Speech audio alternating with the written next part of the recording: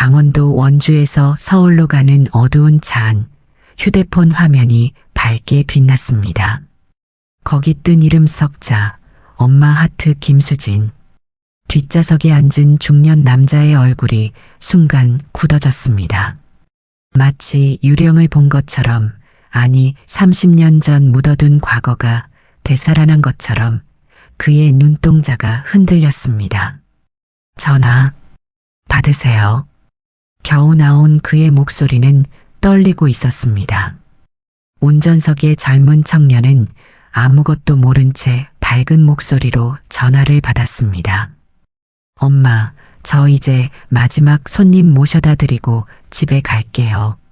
스피커폰으로 들려온 그 목소리. 30년이란 세월이 무색하게, 그 음성은 너무나 선명했습니다. 박성준은 손가락을 꼽기 시작했습니다. 2025년에서 29을 빼면 1996년. 그가 첫사랑과 이혼했던 바로 그 해였습니다. 만약 이혼 직후 수진이 임신 사실을 알았다면 아이는 그의 말이나 이듬해 초에 태어났을 것입니다. 도저히 믿을 수 없는 이 우연. 아니, 이것은 우연이 아닐지도 모릅니다. 30년 전, 불과 8개월의 짧은 결혼 생활 끝에 헤어진 그녀의 이름. 그럼 이 청년은 설마, 아니겠지, 아닐 거야. 손님 괜찮으세요? 백미러로 자신을 바라보는 청년의 눈. 그 눈매가 왜 이렇게 낯익은 걸까요? 박성준은 가슴 한편이 무너져 내리는 것을 느꼈습니다. 29년 동안 존재조차 몰랐던 아들이 바로 한 뼘 거리에 있다는 것을 깨달은 순간이었습니다.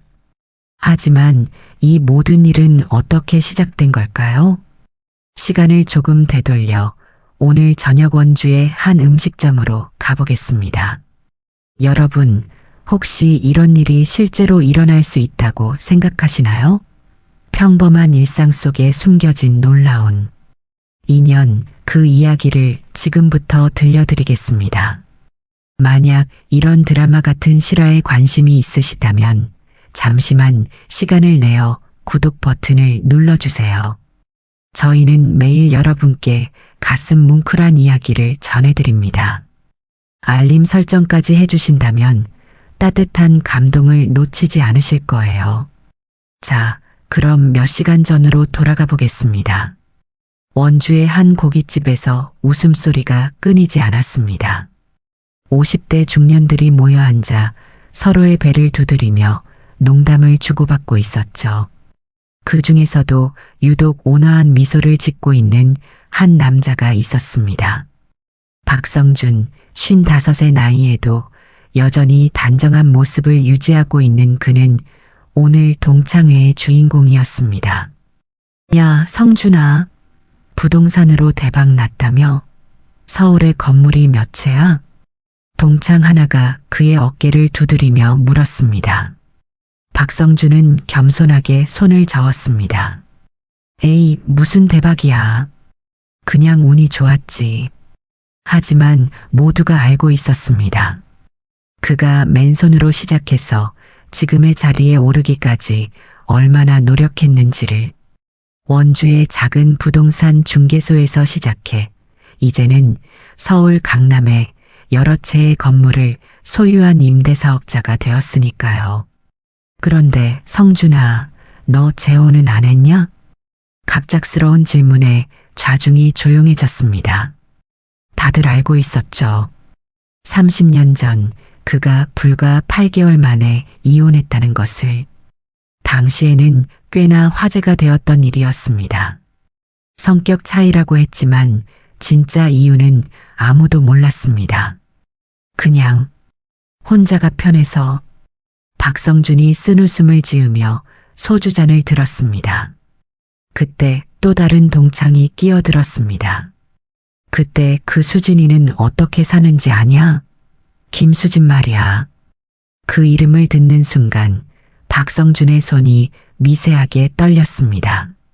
30년이 지났지만 여전히 그 이름은 그의 가슴 한구석에 작은 가시처럼 박혀 있었습니다. 글쎄, 연락 끊은 지 오래야. 사실 그는 한 번도 찾아보지 않았습니다. 아니, 찾아볼 용기가 없었다는 표현이 맞을지도 모릅니다. 젊은 시절의 미숙함으로 상처를 주고 헤어진 것이 늘 마음에 걸렸으니까요. 아무튼 오늘은 즐겁게 마시자고. 누군가가 분위기를 돌렸고 다시 웃음꽃이 피어났습니다. 시간은 빠르게 흘러 밤 10시가 넘었습니다. 박성준은 자리에서 일어났습니다. 나 먼저 가볼게. 내일 아침에 서울에서 일정이 있어서. 벌써? 대리운전은 불렀어? 지금 부를게. 그는 스마트폰을 꺼내 대리운전 앱을 켰습니다. 원주에서 서울까지 제법 먼 거리였지만 요즘은 장거리도 기사들이 잘 받아주는 편이었죠. 10분쯤 지났을까요?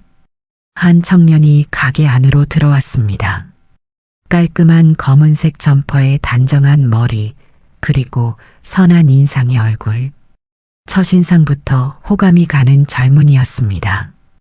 박성준 고객님 맞으십니까? 네, 제가 박성준입니다. 청년은 정중하게 인사를 했습니다. 안녕하세요. 대리운전 기사 김태영입니다. 서울까지 안전하게 모셔다 드리겠습니다. 김태영. 평범한 이름이었지만 왜인지 박성준은 그 이름이 귀에 맴도는 것을 느꼈습니다. 두 사람은 주차장으로 향했습니다. 검은색 제네시스 세단, 박성준의 차였죠. 좋은 차 타시네요. 태영이 차를 살피며 말했습니다. 박성준은 뒷좌석에 앉으며 웃었습니다.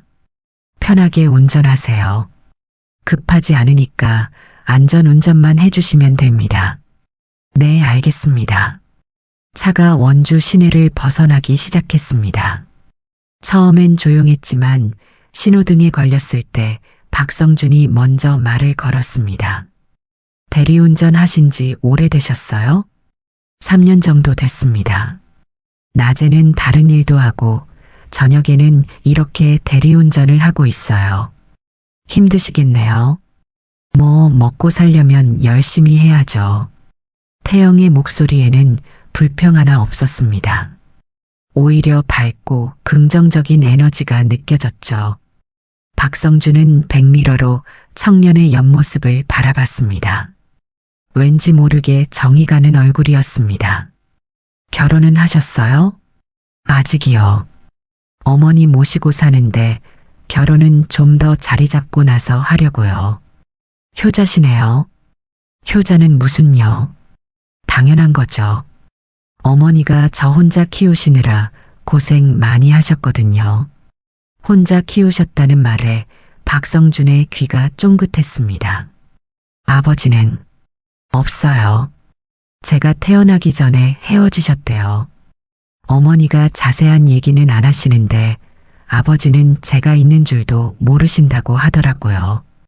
박성준의 가슴이 쿵 내려앉았습니다. 혹시나 하는 마음이 들었지만 그럴 리 없다고 스스로를 다독였습니다.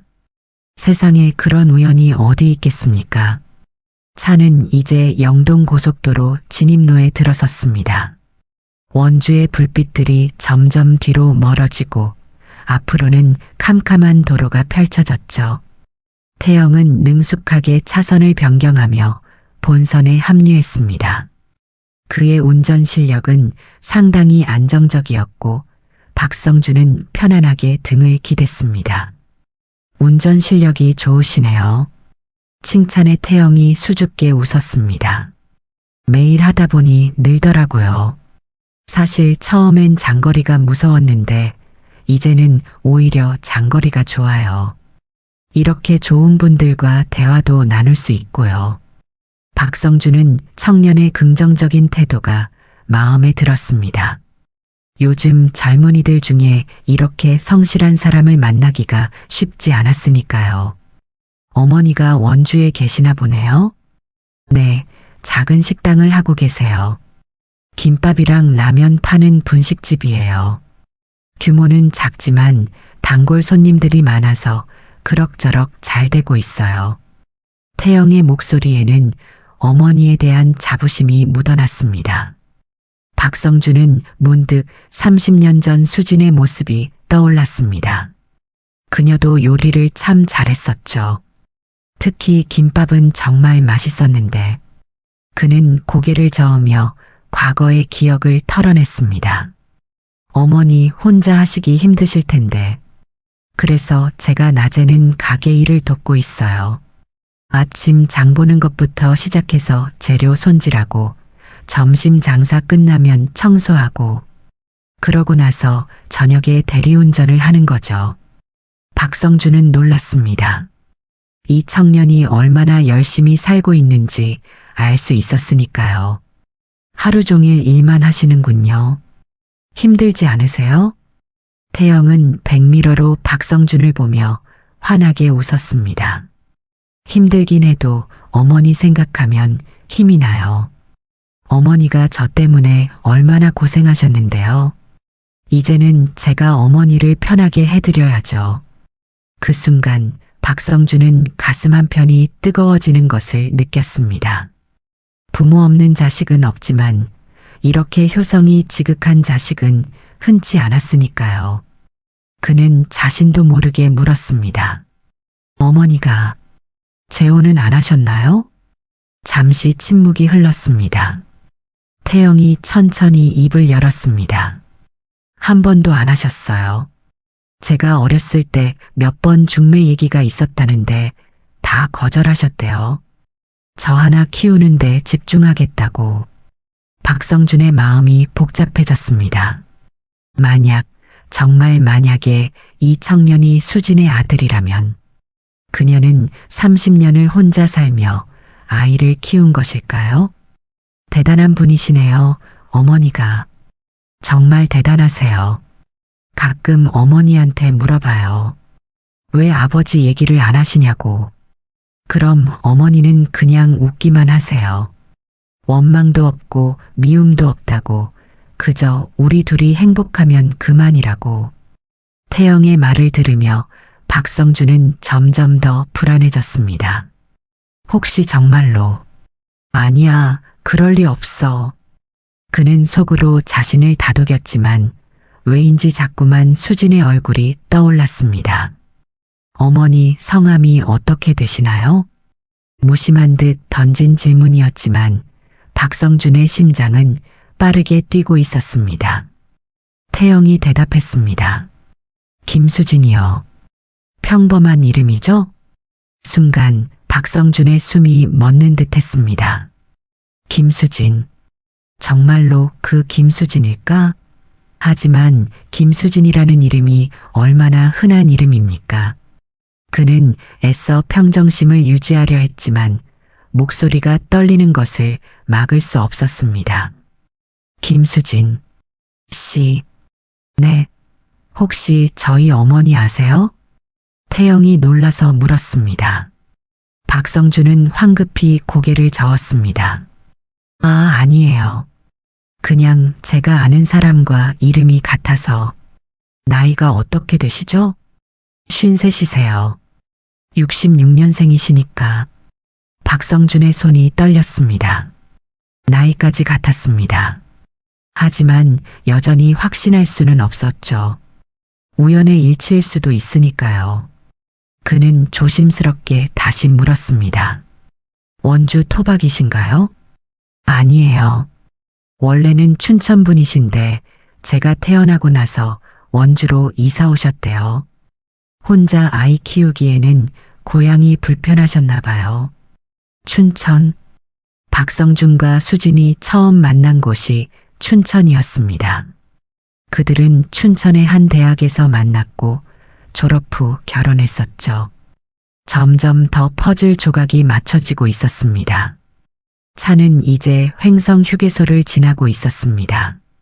밖으로는 칠흑 같은 어둠 속에 가로등 불빛만 스쳐 지나갔죠. 박성준은 창밖을 보며 깊은 생각에 잠겼습니다. 만약 이 청년이 정말 수진의 아들이라면, 그리고 그가 태어나기 전에 헤어졌다면 그는 손가락을 꽂기 시작했습니다. 1996년 봄에 이혼했으니 만약 그때 이미 임신 초기였거나 이혼 직후 임신 사실을 알았다면 아이는 그의 말이나 다음 해 초에 태어났을 것입니다. 태영의 나이가 29이라고 했으니 혹시 생일이 언제세요? 갑작스러운 질문에 태영이 의아해하며 대답했습니다. 12월이요. 12월 15일이에요. 이제 곧 30이 되네요. 박성준의 심장이 쿵쿵 뛰었습니다. 시기가 정확히 맞아떨어졌습니다. 이혼하고 약 8개월 후 수진이 임신 사실을 알았을 때는 이미 헤어진 후였을 것입니다. 그녀는 왜 연락하지 않았을까요? 아니, 어쩌면 연락하려 했지만. 손님 괜찮으세요? 얼굴이 안 좋아 보이시는데. 태영의 걱정스러운 목소리에 박성준이 정신을 차렸습니다. 아, 네. 괜찮아요. 그냥 좀 피곤해서 휴게소에 들를까요? 커피라도 한잔 하시면. 아니에요, 괜찮습니다. 계속 가주세요. 박성준은 뒷좌석에 깊이 몸을 묻었습니다. 머릿속이 복잡했죠. 29년. 그 긴 세월 동안 자신에게 아들이 있었다는 것을 전혀 몰랐다니. 만약 이게 사실이라면 수지는 왜 말하지 않았을까요? 그때 태영이 다시 입을 열었습니다. 사실 저도 가끔 궁금해요. 아버지가 누구신지, 어떤 분이신지. 하지만 어머니가 그렇게 끝까지 말씀 안 하시는 걸 보면 뭔가 사정이 있으신 것 같아서 더는 안 물어봐요. 박성준은 대답할 수 없었습니다. 목이 메어왔으니까요. 어머니는 가끔 그러세요. 아버지도 나쁜 사람은 아니었을 거라고. 그저 시기가 안 맞았을 뿐이라고. 젊어서는 다들 실수도 하고 미숙하기도 하니까 원망하지 말라고 하세요. 수진다운 말이었습니다. 그녀는 언제나 그랬죠. 남을 원망하기보다는 자신이 감내하는 쪽을 택하는 사람이었습니다. 박성준은 그런 그녀의 성격 때문에 답답해했었고 결국 그것이 이혼의 한 원인이 되기도 했었죠. 훌륭한 어머니를 두셨네요. 박성준의 진심 어린 말에 태영이 환하게 웃었습니다. 감사합니다. 저도 그렇게 생각해요. 세상에서 최고의 어머니라고요. 차는 이제 여주 부근을 지나고 있었습니다. 서울까지는 30분 정도 남은 거리. 박성준은 뒷좌석에서 조용히 청년의 뒷모습을 바라보고 있었죠. 옆모습이 자꾸만 눈에 들어왔습니다. 그 코의 선, 턱의 각도, 어딘가 낯익은 느낌이 들었습니다. 태영은 운전에 집중하며 가끔씩 백미러로 손님의 상태를 확인했습니다. 처음과 달리 손님의 표정이 많이 어두워진 것 같아 걱정스러웠죠. 손님, 혹시 제가 실례되는 말씀을 드렸나요? 아까부터 표정이 안 좋으신 것 같아서. 박성준이 고개를 저었습니다. 아니에요. 그냥 옛 생각이 나서요. 아, 동창회 가셨다고 하셨죠? 옛날 생각 많이 나셨겠네요. 태영의 배려 깊은 말에 박성준은 씁쓸하게 웃었습니다. 그래, 옛날 생각. 30년 전에 그 봄날이 자꾸만 떠올랐습니다. 수진과 마지막으로 만났던 날, 그녀의 눈물 어린 얼굴이 아직도 선명했죠. 그때 태영의 휴대폰이 울렸습니다. 화면에 뜬 이름은 역시나 엄마 하트 김수진. 박성준의 가슴이 다시 한번 철렁 내려앉았습니다. 죄송합니다. 어머니 전화인데 받아도 될까요? 그럼요, 받으세요. 태영이 블루투스 이어폰의 버튼을 눌렀지만 차 안이 조용해서인지 박성준에게도 통화 내용이 어렴풋이 들렸습니다. 엄마, 왜? 스피커폰은 아니었지만 고요한 차 안에서 작은 목소리가 새어나왔습니다. 박성준은 숨을 죽였죠. 태영아, 조심해서 운전하고 있니? 그 목소리. 30년의 세월이 묻어 있었지만 분명 수진의 목소리였습니다. 박성준은 손으로 입을 막았습니다. 감정이 북받쳐 오르는 것을 억누르기 위해서였죠. 당연하지. 걱정하지 마. 이제 서울 거의 다 왔어. 밥은 먹었어? 막걸리 마시고 운전하는 거 아니지? 엄마, 내가 미쳤어? 대리운전하는 사람이 술을 마시겠어? 태영의 목소리에는 장난스러운 투정이 섞여 있었습니다. 어머니와 아들 사이의 정겨운 대화였죠. 알았어. 손님 계시니까 끊을게. 그래, 안전하게 모시고 와. 그리고 태영아. 응? 오늘도 수고했어, 아들. 그 따뜻한 한마디에 태영이 미소 지었습니다. 엄마도 수고했어. 들어가서 쉬어. 전화가 끊어졌습니다. 박성준은 창밖으로 고개를 돌렸죠. 눈가가 뜨거워지는 것을 태영에게 들키고 싶지 않았으니까요. 수지는 변하지 않았습니다. 여전히 따뜻하고 다정한 사람이었죠. 어머니가 매일 저렇게 확인 전화를 하세요. 과보호라고 해도 할 말이 없죠. 태영이 쑥스럽게 웃으며 말했습니다. 박성준은 겨우 감정을 추스르고 대답했습니다.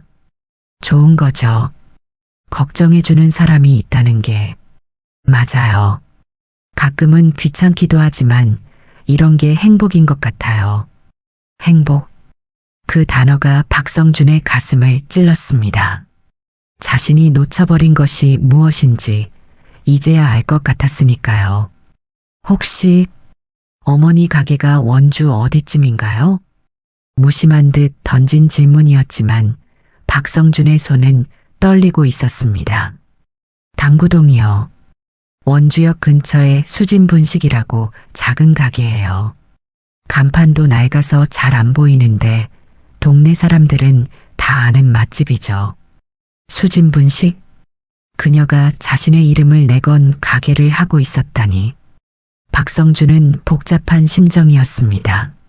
한편으로는 안심이 되면서도 다른 한편으로는 죄책감이 밀려왔죠.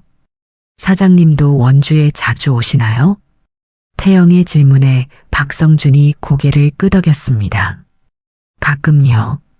사업 때문에도 오고 오늘처럼 동창 만나러도 오고. 그럼 다음에 시간 되시면 저희 가게 한번 들러주세요. 어머니 김밥이 정말 맛있거든요. 특히 참치김밥은 원주에서 최고예요. 태영의 자랑스러운 목소리를 들으며 박성준은 가슴이 먹먹해졌습니다. 이 청년은 자신의 아들일 가능성이 높은데 그 아들이 모르는 아버지에게 어머니의 가게를 자랑하고 있었으니까요. 차는 이제 양평을 지나 서울 진입을 앞두고 있었습니다. 곧 헤어져야 한다는 생각에 박성준은 조급해졌죠. 뭔가 더 확인하고 싶었지만 대놓고 물을 수도 없는 노릇이었습니다. 김밥 얘기 들으니까 배가 고프네요. 죄송해요. 밤늦게 음식 얘기를 해서. 아니에요. 그런데 어머니가 요리를 잘하시나 봐요? 네, 정말 잘하세요. 어렸을 때부터 어머니 요리 먹고 자랐는데 밖에서 사 먹는 음식이 맛없게 느껴질 정도예요. 태영의 말을 들으며 박성준은 과거를 떠올렸습니다. 수지는 요리에 천부적인 재능이 있었죠. 특히 그녀가 만든 김치찌개는 정말 일품이었는데 어머니가 혼자 사시는 게 걱정되지 않으세요? 당연히 걱정되죠. 그래서 제가 같이 살고 있는 거고요. 사실 서울에서 일하면 돈을 더 벌 수 있는데 어머니 혼자 두고 갈 수가 없어서. 태영의 효심에 박성준은 또 한 번 감동했습니다. 요즘 시대에 이런 젊은이가 있다는 것이 놀라웠죠. 아니, 어쩌면 수진이 그렇게 키웠기 때문일지도 모릅니다. 대단하시네요. 부모님을 그렇게 생각하는 젊은이가 많지 않은데 별거 아니에요. 어머니가 저한테 해준 것에 비하면 제가 하는 건 정말 아무것도 아니거든요. 태영은 잠시 말을 멈췄다가 다시 이어갔습니다. 어머니는 저 때문에 청춘을 다 바치셨어요. 젊은 나이에 혼자 아이 키우는 게 얼마나 힘들었겠어요. 그런데도 한 번도 힘든 내색 안 하시고 항상 웃으면서 저를 키워주셨죠. 박성준은 대답할 수 없었습니다. 목이 메어왔으니까요. 그가 모르는 사이 수지는 홀로 아이를 키우며 얼마나 힘든 시간을 보냈을까요? 가끔 어머니한테 물어봐요. 후회하지 않냐고. 다른 인생을 살 수도 있었는데 나 때문에 이렇게 사는 게 억울하지 않냐고. 어머니가 뭐라고 하시던가요? 박성준의 목소리는 떨리고 있었습니다. 웃으시면서 그러세요. 너는 내 인생의 선물이라고. 너 덕분에 힘든 일도 견딜 수 있었고 너 덕분에 행복했다고. 후회는커녕 감사하다고. 그 순간 박성준의 눈에서 눈물이 흘러내렸습니다. 그는 황급히 손으로 닦았지만 감정을 주체할 수가 없었죠. 수지는 그런 사람이었습니다. 항상 긍정적이고 감사할 줄 아는 사람. 손님, 정말 괜찮으세요? 백미러로 박성준의 모습을 본 태영이 걱정스럽게 물었습니다. 네, 괜찮아요. 그냥 좋은 어머니 두신 것 같아서 부럽네요. 박성준은 간신히 대답했습니다. 태영은 잠시 침묵했다가 조용히 말했습니다. 손님도 가족이 있으시죠? 없어요. 혼자예요. 아, 죄송해요. 제가 괜한 질문을. 아니에요. 제 선택이었으니까요. 두 사람 사이에 잠시 침묵이 흘렀습니다. 차는 이제 서울 시내로 들어서고 있었죠. 도로에는 불빛이 가득했고 도시의 야경이 펼쳐졌습니다. 하지만 박성준의 마음은 어두웠습니다. 29년이라는 시간의 무게가 그의 어깨를 짓누르고 있었으니까요. 서울 강남구로 들어서자 익숙한 풍경이 펼쳐졌습니다. 박성준의 집까지는 이제 10분 정도 남은 거리. 시간이 얼마 남지 않았다는 생각에 그의 마음은 더욱 복잡해졌죠. 이대로 헤어져야 하는 걸까요? 아니면 손님, 목적지가 정확히 어디신가요? 태영의 질문에 박성준이 주소를 알려주었습니다. 청담동의 한 고급 빌라. 태영은 내비게이션을 확인하며 방향을 잡았죠. 좋은 동네에 사시네요. 그냥 운이 좋았어요. 박성준의 겸손한 대답에 태영이 백미러로 그를 바라봤습니다. 처음 만났을 때부터 뭔가 남다른 분이라고 생각했는데 역시나 성공한 사업가인 것 같았죠. 저도 언젠가는 성공해서 어머니한테 좋은 집 사드리고 싶어요. 태영의 소박한 꿈에 박성준은 마음이 아팠습니다. 이 청년이 자신의 아들이라면 이미 그런 걱정을 할 필요가 없었을 텐데 꼭 그렇게 되실 거예요. 이렇게 성실하신 분이라면. 감사합니다. 손님 같은 분이 그렇게 말씀해 주시니 힘이 나네요. 잠시 침묵이 흐른 후 태영이 조심스럽게 입을 열었습니다. 혹시 실례가 안 된다면 손님은 어떤 일 하시는지 여쭤봐도 될까요? 부동산 임대업을 하고 있어요. 아, 그래서 원주에도 자주 가시는군요. 거기도 건물이 있으신가 봐요? 네, 몇 개 있어요. 사실 박성준은 원주에도 상당한 부동산을 소유하고 있었습니다. 하지만 당구동 쪽은 일부러 피해 다녔죠. 혹시라도 수진과 마주칠까 봐서였습니다. 이제 생각해보니 그것도 비겁한 일이었던 것 같았습니다. 부동산이면 정말 좋은 사업이죠. 저도 열심히 돈 모아서 언젠가는 작은 건물이라도 하나 장만하고 싶어요. 좋은 목표네요. 그런데 왜 부동산에 관심이 있으세요? 태영이 잠시 생각하다가 대답했습니다. 안정적이잖아요. 한 번 자리 잡으면 꾸준히 수익이 나오고 무엇보다 어머니가 더 이상 일 안 하셔도 되게 하고 싶어요. 월세 받아서 편하게 사시도록. 그 순간 박성준은 결심했습니다. 더 이상 망설일 수 없었죠. 하지만 어떻게 말을 꺼내야 할지 막막했습니다. 내가 당신 아버지입니다라고 갑자기 말할 수는 없는 노릇이었으니까요. 태영 씨, 네, 혹시 아버지에 대해서 전혀 모르시나요? 갑작스러운 질문에 태영이 당황했습니다. 하지만 이내 침착하게 대답했죠. 네, 전혀 몰라요. 어머니가 말씀 안 하시거든요.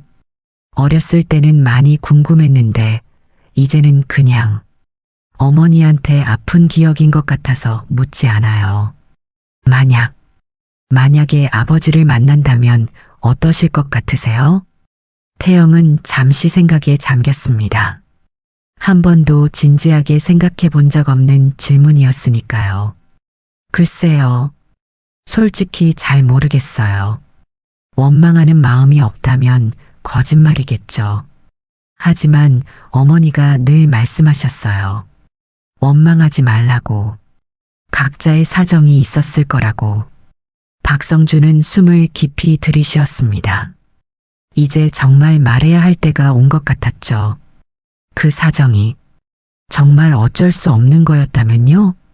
어쩔 수 없는 사정이요? 태영이 의아한 표정으로 백미러를 봤습니다. 손님의 표정이 너무 진지했거든요. 예를 들어 아버지가 아이가 있는 줄 전혀 몰랐다면, 이혼하고 나서 어머니가 임신 사실을 알았는데 말하지 않았다면. 태영의 손이 핸들 위에서 미세하게 떨렸습니다. 왜 갑자기 이런 구체적인 가정을 하는 걸까요? 그렇다면 아버지를 원망할 수는 없겠죠. 몰랐다면 어쩔 수 없는 일이니까요. 박성준의 눈에 다시 눈물이 맺혔습니다. 이 아이는 얼마나 착한 걸까요? 자신을 원망해도 마땅한데 오히려 이해하려 하다니. 차는 이제 청담동 빌라 단지 입구에 도착했습니다. 태영이 차를 세우려 하자 박성준이 급하게 말했습니다. 잠깐만, 조금만 더 가주세요. 저기 공원 쪽으로. 네. 네. 태영은 의아했지만 손님의 요청대로 차를 몰았습니다. 작은 공원 앞에 차를 세우자 박성준이 말했죠. 잠시만 시간을 좀 주실 수 있을까요? 드릴 말씀이 있어서. 저야 괜찮은데. 혹시 무슨 일 있으세요? 박성준은 차에서 내렸고 태영도 따라 내렸습니다. 두 사람은 공원 벤치에 나란히 앉았죠. 새벽 2시가 가까운 시간, 공원은 고요했습니다. 가로등 불빛만이 두 사람을 비추고 있었죠. 태영 씨, 제가 이제 하는 말을 듣고 너무 놀라지 마세요. 태영의 표정이 긴장되었습니다. 무슨 말을 하려는 걸까요? 사실 저는 30년 전에 결혼했다가 8개월 만에 이혼한 적이 있어요. 네. 그때 제 아내 이름이 김수진이었습니다. 춘천 출신이었고 지금 53이죠. 태영의 얼굴이 하얗게 질렸습니다. 설마 하는 생각이 머릿속을 가득 채웠죠. 저는 이혼하고 나서 서울로 왔고 그 후로 한 번도 연락하지 않았어요. 그런데 오늘 당신을 만나고 당신 어머니 이름을 듣고 나이를 계산해 보니 박성준은 말을 잇지 못했습니다. 목이 메어왔으니까요. 태영은 벤치에서 벌떡 일어났습니다. 그럼 손님이? 네, 제가 아마도 당신의 아버지인 것 같습니다. 순간 정적이 흘렀습니다. 태영은 서 있는 채로 박성준을 바라봤고 박성준은 고개를 숙인 채 눈물을 흘리고 있었죠. 29년 동안 저는 당신이 있는 줄도 몰랐어요. 수진이, 당신 어머니가 왜 말하지 않았는지 모르겠지만 아마도 저를 붙잡고 싶지 않았던 것 같아요. 태영은 여전히 말이 없었습니다. 충격이 너무 커서 무슨 말을 해야 할지 모르겠다는 표정이었죠. 미안해요. 정말 미안해요. 내가 좀 더 성숙했다면, 좀 더 책임감 있었다면 이혼하지 않았을 텐데, 그럼 당신과 수진이가 그렇게 힘들게 살지 않았을 텐데. 박성준의 울음소리가 조용한 공원에 울려 퍼졌습니다. 태영은 천천히 다시 벤치에 앉았죠. 그리고 한참을 침묵하다가 입을 열었습니다. 어머니 핸드폰에 가끔 모르는 번호로 전화가 와요. 받지 않으시더라고요. 그리고 며칠 후면 꼭 통장에 돈이 들어와요. 익명으로. 박성준이 고개를 들었습니다. 태영이 그를 바라보고 있었죠. 그게 손님이었나요? 박성준은 놀란 눈으로 태영을 바라봤습니다. 익명 송금을 알고 있다니. 그는 고개를 저었습니다. 아니에요. 그건 제가 아닙니다. 저는 정말로 오늘에서야 당신의 존재를 알았어요. 태영은 박성준의 눈을 똑바로 바라봤습니다. 그 눈빛이 거짓말을 하는 것 같지는 않았죠. 그렇다면 과연 누가 10년 넘게 어머니에게 돈을 보내고 있는 걸까요? 정말로 오늘 처음 아신 거예요? 29년 동안 한 번도 의심하지 않으셨어요? 박성준은 쓴웃음을 지었습니다. 의심할 여지가 없었어요. 수진이가, 당신 어머니가 아무 말도 하지 않았으니까. 이혼할 때도 깔끔하게 끝내자고 했고 위자료도 거부했어요. 그냥 각자의 길을 가자고. 태영은 한숨을 내쉬었습니다. 어머니다운 선택이었죠. 누구에게도 부담 주기 싫어하는 성격이니까요. 어머니는 왜 말씀 안 하셨을까요? 아버지가 당신이 있다는 걸 알았다면 달라졌을 텐데 아마도 동정받고 싶지 않았던 것 같아요. 아니면 제가 의무감으로 돌아올까봐 두려웠거나. 수진이는 그런 사람이었어요. 사랑 없는 관계는 원하지 않는. 두 사람은 한동안 말없이 앉아 있었습니다. 새벽 공기가 차가웠지만 아무도 추위를 느끼지 못했죠. 마음이 너무 복잡했으니까요. 그동안 어떻게 사셨어요? 태영의 조용한 질문에 박성준이 대답했습니다. 일만 했어요. 성공해야 한다는 생각으로 미친 듯이 일했죠. 돈은 많이 벌었어요. 건물도 여러 채 생겼고, 하지만 행복하지 않았어요. 늘 뭔가 빈 것 같았죠. 재혼도 하지 않았어요. 할 수가 없었어요. 태영은 박성준의 쓸쓸한 표정을 보며 묘한 감정을 느꼈습니다. 원망해야 할 사람인데 왜 이렇게 불쌍해 보이는 걸까요? 어머니도 재혼 안 하셨어요. 기회가 없었던 건 아닌데 다 거절하셨대요. 수진이가 혹시 나를 아직도. 박성준이 말을 끝맺지 못했습니다. 감히 그런 기대를 할 자격이 없다고 생각했으니까요. 태영이 고개를 저었습니다. 모르겠어요. 어머니는 그런 얘기 안 하시니까. 그냥 나 키우는 게 행복하다고만 하셨어요. 그때 태영의 휴대폰이 다시 울렸습니다. 역시 어머니였죠. 받아도 될까요? 그럼요. 태영이 전화를 받았습니다. 이번에는 스피커폰으로 받았죠. 박성준도 들으라는 배려였습니다. 엄마, 아직 안 잤어? 너 때문에 잠이 안 와서. 아직 서울이니? 응, 곧 집에 갈 거야. 걱정하지 마. 태영아. 수진의 목소리가 잠시 머뭇거렸습니다. 왜? 아니야. 그냥 사랑한다. 태영의 눈가가 붉어졌습니다. 어머니는 가끔 이렇게 갑자기 사랑한다고 말씀하시곤 했죠. 나도 사랑해, 엄마. 전화가 끊어졌습니다. 박성준은 손으로 얼굴을 감쌌죠. 수진의 목소리를 듣는 것만으로도 가슴이 미어졌으니까요. 저 목소리를 29년 동안 못 들었다니. 박성준의 탄식에 태영이 말했습니다. 어머니를 만나실 건가요?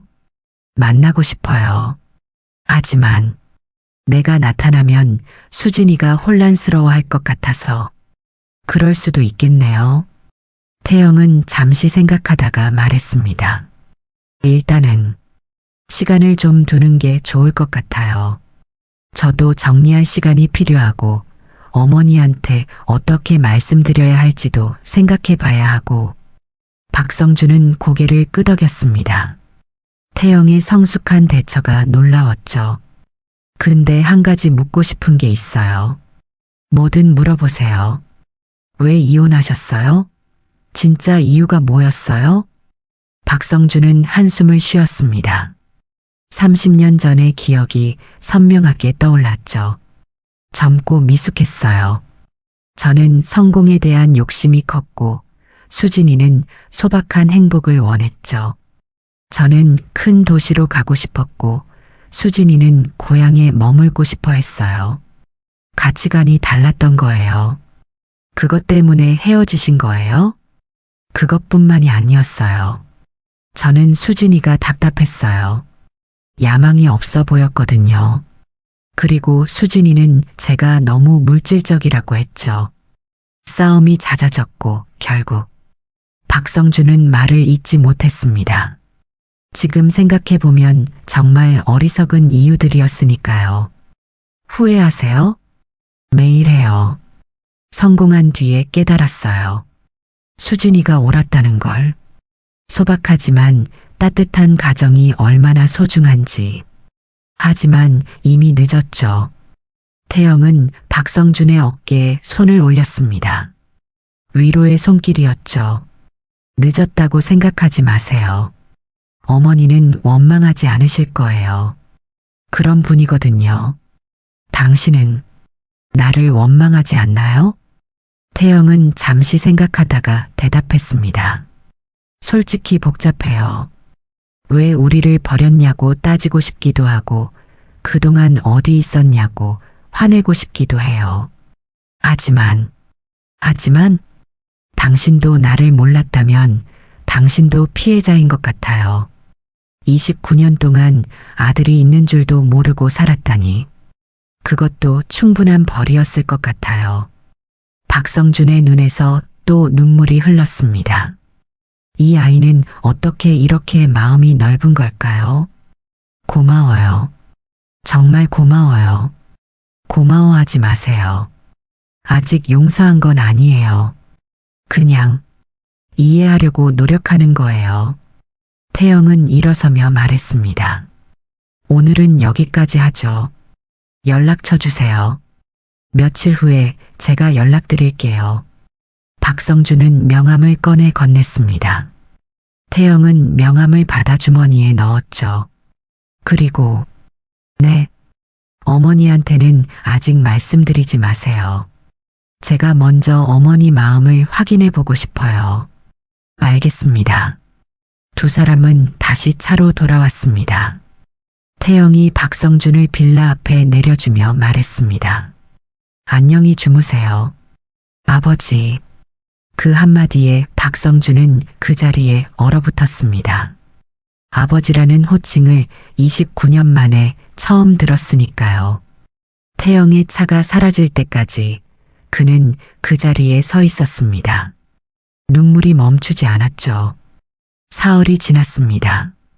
박성준은 그동안 잠을 제대로 자지 못했죠. 태영의 연락을 기다리며 휴대폰만 들여다봤습니다. 회사 일도 손에 잡히지 않았고 중요한 계약건도 미뤄뒀죠. 그의 머릿속에는 오직 태영과 수진 생각뿐이었습니다. 드디어 목요일 오후 태영에게서 문자가 왔습니다. 오늘 저녁 7시 원주역 앞 카페에서 만날 수 있을까요? 박성준은 즉시 답장을 보냈습니다. 그리고 서둘러 원주로 향했죠. 약속 시간보다 1시간이나 일찍 도착했지만 그는 카페 구석자리에 앉아 기다렸습니다. 정확히 7시 태영이 들어왔습니다. 사흘 전과 달리 정장을 입고 있었죠. 낮에 다른 일을 하고 온 모양이었습니다. 태영은 박성준을 발견하고 다가왔습니다. 오래 기다리셨어요? 아니에요. 저도 방금 왔어요. 거짓말이었지만 박성준은 태영에게 부담을 주고 싶지 않았습니다. 두 사람은 마주 앉았죠. 태영이 커피를 주문하고 돌아오자 본격적인 대화가 시작됐습니다. 그동안 생각을 많이 했어요. 태영이 먼저 입을 열었습니다.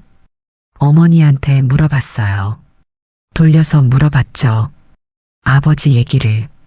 박성준의 심장이 빠르게 뛰었습니다. 뭐라고 하시던가요?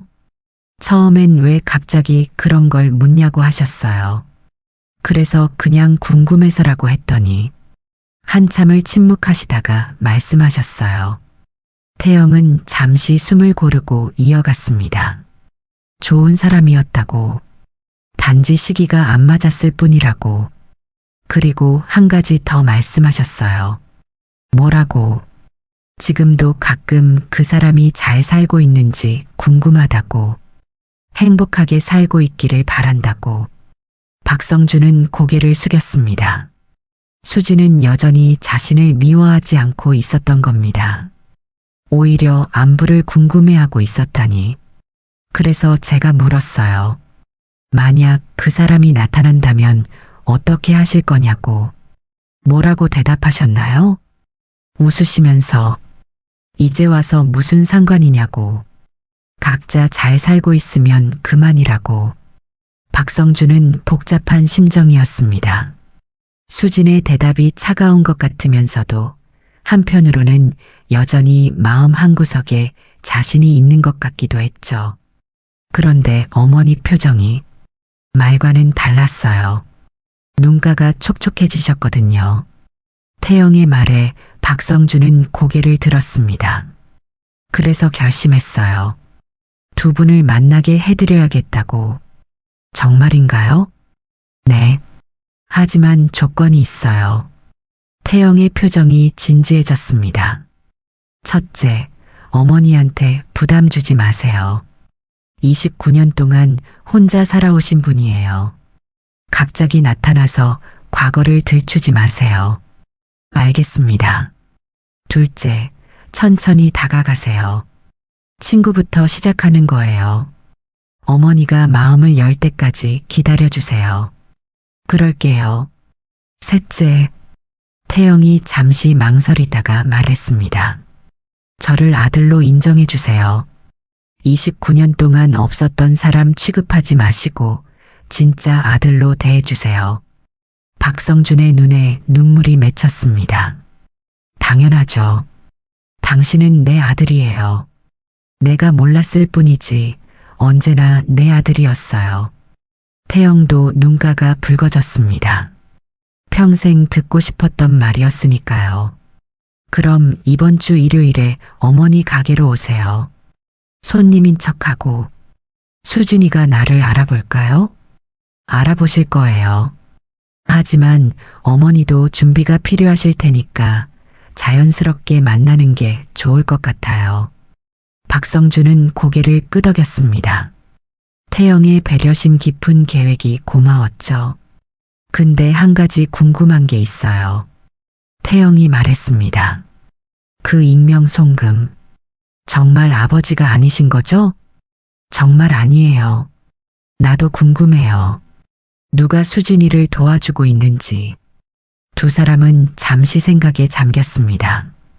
그때 태영이 무언가 떠오른 듯 말했습니다. 혹시 할머니나 할아버지가 계신가요? 아버지 쪽 부모님이요. 박성준은 깜짝 놀랐습니다. 그 생각은 못 해봤던 것이죠. 어머니가 돌아가신 지 5년 됐고 아버지는 10년 전에 돌아가셨어요. 그럼 아니네요. 미스터리는 풀리지 않았습니다. 하지만 지금은 그게 중요한 게 아니었죠. 중요한 건 서로를 찾았다는 것, 그리고 새로운 시작을 할 수 있다는 것이었습니다. 일요일 몇 시에 갈까요? 점심시간 지나고 2시쯤 오세요. 그때가 한가하거든요. 알겠습니다. 태영이 일어서며 말했습니다. 아, 그리고 어머니가 좋아하시는 꽃이 있어요. 뭔데요? 노란 장미요. 옛날에 아버지가 당신이 자주 사줬다고 하더라고요. 박성준의 가슴이 뭉클해졌습니다. 맞아요. 그는 연애할 때 수진에게 늘 노란 장미를 선물했었죠. 수진이 아직도 그걸 기억하고 있다니. 꼭 가져갈게요. 너무 많이는 가져오지 마세요. 어머니가 부담스러워 하실 거예요. 3송이 정도? 딱 좋네요. 두 사람은 카페를 나왔습니다. 헤어지기 전 태영이 박성준의 손을 잡았죠. 아버지, 응? 29년이 늦었지만 만나서 반가워요. 박성준은 아들의 손을 꼭 잡았습니다. 따뜻한 온기가 전해졌죠. 29년 만에 느끼는 가족의 온기였습니다. 나도 정말 반가워. 그렇게 두 사람은 일요일을 기약하며 헤어졌습니다. 박성준은 집으로 돌아오는 내내 생각했죠. 수진을 어떻게 대해야 할지, 무슨 말부터 해야 할지. 가슴이 두근거렸습니다. 마치 25살 때 처음 수진을 만났을 때처럼. 일요일이 밝았습니다. 박성준은 새벽부터 일어나 준비를 했죠. 정장을 입었다가 벗고 캐주얼한 옷을 입었다가 다시 갈아입기를 반복했습니다. 결국 깔끔한 니트와 면바지를 선택했죠. 너무 격식을 차려도 너무 편해 보여도 안 될 것 같았으니까요. 꽃집에 들러 노란 장미 3송이를 샀습니다. 꽃집 주인이 예쁘게 포장해 주겠다고 했지만 그는 간단히만 해달라고 했죠. 태영의 조언대로 부담스럽지 않게 하기 위해서였습니다. 원주에 도착한 것은 오후 1시 30분. 약속 시간까지는 30분이 남았지만 그는 차 안에서 기다렸습니다. 멀리서 수진 분식이라는 간판이 보였죠. 태영 말대로 낡은 간판이었지만 정겨워 보였습니다. 2시 정각, 박성준은 심호흡을 하고 가게로 들어갔습니다. 문을 열자 딸랑딸랑 종소리가 울렸죠. 어서 오세. 인사를 하던 목소리가 멈췄습니다. 카운터 안쪽에 서 있던 수진이 그를 보고 얼어붙은 것이죠. 30년의 세월이 흘렀지만 두 사람은 서로를 단번에 알아봤습니다. 수진아, 성준 씨. 수진의 목소리는 떨리고 있었습니다. 손에 들고 있던 쟁반이 바닥으로 떨어졌죠. 다행히 빈 쟁반이었지만 그 소리에 안쪽에서 태영이 나왔습니다. 엄마, 무슨 일이? 태영은 두 사람을 번갈아 보며 상황을 파악했습니다. 그리고 조용히 어머니 곁으로 다가갔죠. 엄마, 앉아요. 제가 손님 응대할게요. 수진은 아들의 부축을 받아 의자에 앉았습니다. 박성준은 어색하게 서 있다가 태영의 눈짓을 받고 맞은편에 앉았죠. 이게 어떻게 된 일이야? 수진이 겨우 입을 열었습니다. 박성준은 준비했던 말들이 모두 사라져버렸죠. 그저 수진의 얼굴만 바라봤습니다. 30년의 세월이 묻어 있었지만 여전히 아름다운 사람이었습니다. 우연히 태영 씨를 만났어요. 태영이를? 수진이 아들을 바라봤습니다. 태영이 조용히 고백했죠. 엄마, 사실 일주일 전에 대리운전으로 이분을 모셨어요. 그때 알게 됐어요. 이분이 아버지라는 걸. 수진의 눈에서 눈물이 흘러내렸습니다. 태영아, 너는 괜찮아요, 엄마. 저는 정말 괜찮아요. 태영이 어머니의 손을 잡으며 말했습니다. 박성준은 떨리는 손으로 장미를 내밀었죠. 이거 내가 좋아했잖아. 수진은 꽃을 받지 않고 그저 바라만 봤습니다. 노란 장미. 그녀가 가장 행복했던 시절의 상징이었죠. 왜 이제 와서? 미안해. 정말 미안해. 나는 태영이가 있는 줄도 몰랐어. 내가 왜 말하지 않았니? 수진이 고개를 숙였습니다. 말하면 뭐가 달라졌을까요? 당신은 이미 새 인생을 시작했을 테고 나는 그저 짐이 됐을 테니까. 그런 게 아니야. 알았다면 내가 의무감으로 돌아왔을까요? 그건 더 싫었어요. 두 사람 사이에 무거운 침묵이 흘렀습니다. 태영이 조용히 물을 가져다 놓고 자리를 피해줬죠. 그동안 어떻게 살았니? 박성준이 조심스럽게 물었습니다. 보시는 대로예요. 작은 가게 하면서 아들 키우면서 그냥 그렇게요. 힘들었겠다. 힘들었죠. 하지만 후회는 없어요. 태영이가 있었으니까. 수지는 잠시 말을 멈췄다가 이어갔습니다. 당신은 재혼했다면서요? 박성준이 고개를 저었습니다. 안 했어. 못했어. 왜요? 당신 정도면 좋은 사람 많이 만났을 텐데. 너를 잊을 수가 없었어. 수진이 놀란 눈으로 그를 바라봤습니다. 거짓말. 정말이야. 30년 동안 단 하루도 너를 잊은 적이 없어. 바보같이 왜 그때 놓았는지 매일 후회했어. 수진의 눈에서 또 눈물이 흘렀습니다. 30년 동안 묻어뒀던 감정들이 터져나왔죠. 나도 당신을 잊지 못했어요. 미워하려고 해도 안 됐어요.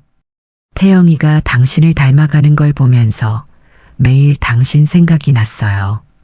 박성준은 손을 뻗어 수진의 손을 잡으려 했지만 수진이 손을 뺐습니다. 하지만 이제 와서 어쩌자는 거예요? 30년이 지났어요. 우리는 이미 너무 많이 변했고 다시 시작할 수는 없을까? 박성준의 간절한 물음에 수진이 고개를 저었습니다. 쉽지 않을 거예요. 상처가 너무 깊어요. 그때 태영이 다시 들어왔습니다. 엄마, 아버지, 제 말 좀 들어보세요. 두 사람이 아들을 바라봤습니다. 태영은 진지한 표정으로 말했죠. 저는 29년 동안 아버지 없이 살았어요. 엄마는 30년 동안 혼자 사셨고요. 이제라도 우리가 가족이 될 수 있다면 시도해 볼 가치가 있지 않을까요? 수진이 아들을 바라보며 말했습니다. 태영아, 넌 정말 괜찮니? 이 사람이 널 버린 게 아니에요, 엄마. 아버지는 제가 있는 줄도 몰랐어요. 엄마가 말 안 했잖아요. 수진이 입술을 깨물었습니다. 맞는 말이었죠. 그리고 엄마, 혼자 사는 거 힘들었죠? 이제는 행복했으면 좋겠어요. 태영의 말에 수진의 눈물이 다시 흘렀습니다. 아들이 이렇게 성숙하게 자라준 것이 고마우면서도 미안했죠. 박성준이 다시 입을 열었습니다. 수진아, 부담 갖지 마. 천천히, 아주 천천히 다시 알아가자. 친구부터 시작해도 좋아. 나는 그것만으로도 감사할게. 수진은 한참을 침묵하다가 드디어 노란 장미를 받아들었습니다. 친구라. 그녀가 꽃향기를 맡으며 작게 미소 지었습니다. 30년 만에 보는 그녀의 미소였죠. 그날 이후 박성준은 매주 일요일마다 원주를 찾았습니다. 처음엔 손님인 척 김밥을 사 먹으러 왔다가 점점 대화를 나누는 시간이 길어졌죠. 수진도 처음의 어색함을 조금씩 내려놓기 시작했습니다. 한 달쯤 지났을 때 박성준은 용기를 내어 물었습니다. 수진아, 그 익명 송금 너 받고 있지? 수진이 놀란 눈으로 그를 바라봤습니다. 어떻게 알았어요? 태영이가 말해줬어. 10년 넘게 누군가 너한테 돈을 보내고 있다고. 수진은 한숨을 쉬며 고개를 끄덕였습니다. 맞아요. 처음엔 무서웠어요.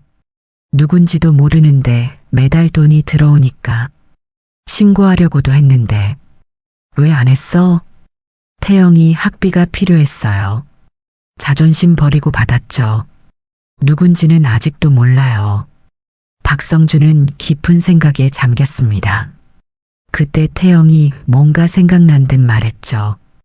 혹시 엄마 그 돈이 들어오기 시작한 시기가 정확히 언제예요? 한 12년 전, 내가 고등학교 들어갈 때쯤이었어. 태영이 박성준을 바라봤습니다. 아버지, 그때 할머니 돌아가신 거 아니에요? 박성준이 아차 싶은 표정을 지었습니다. 아니, 그건 5년 전이라고. 그가 말을 멈췄습니다. 뭔가 떠오른 듯한 표정이었죠. 잠깐 어머니가 돌아가시기 전에 병원에서 뭔가 말씀하셨는데 박성준은 기억을 더듬었습니다. 그리고 갑자기 벌떡 일어났죠. 집에 가봐야겠어. 어머니 유품 정리할 때 일기장이 있었는데 다음 날 박성준은 서울 집에서 어머니의 일기장을 찾아냈습니다. 그리고 12년 전 일기를 펼쳤죠. 거기엔 놀라운 내용이 적혀 있었습니다. 오늘 수진이를 찾았다. 원주의 작은 식당에서 혼자 아이를 키우고 있었다. 내 손자를. 성준이는 모르지만 나는 할머니로서 해야 할 일을 하기로 했다. 매달 조금씩이라도 보태주기로.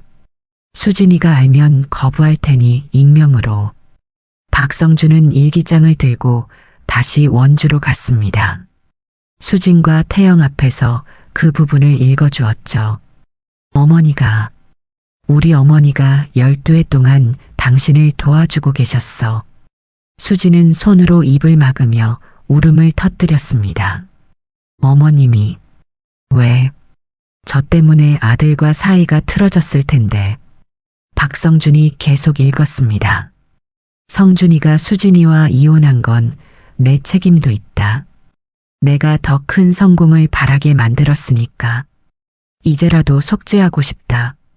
언젠가 이 아이가 성준이의 아들이라는 걸 알게 되길 바라며. 태영의 눈에서도 눈물이 흘렀습니다. 할머니가 저희를 지켜주고 계셨네요. 박성준은 일기장을 덮으며 말했습니다.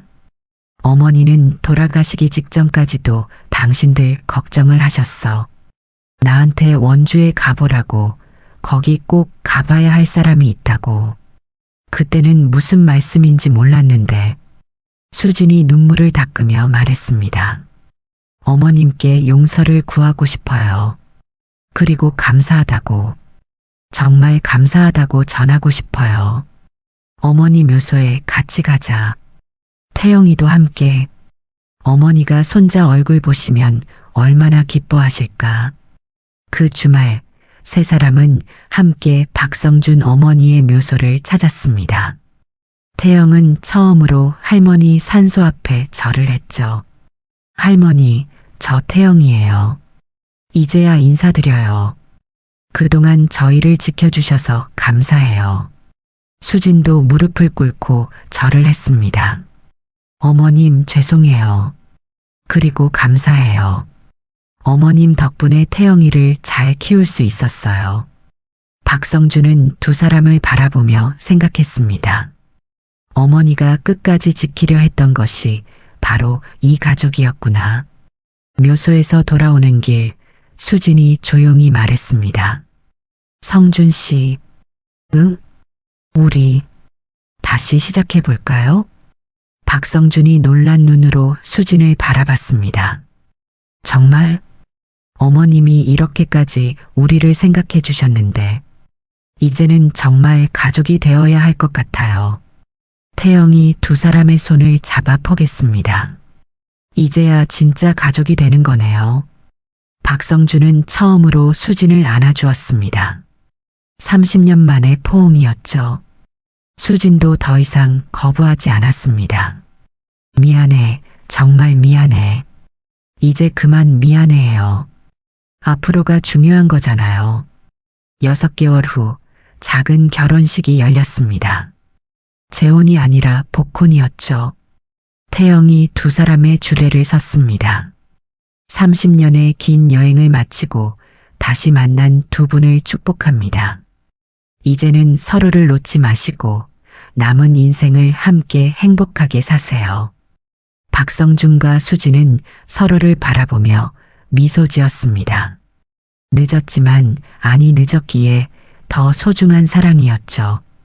그리고 1년 후 수진 분식은 더 큰 가게로 이사했습니다.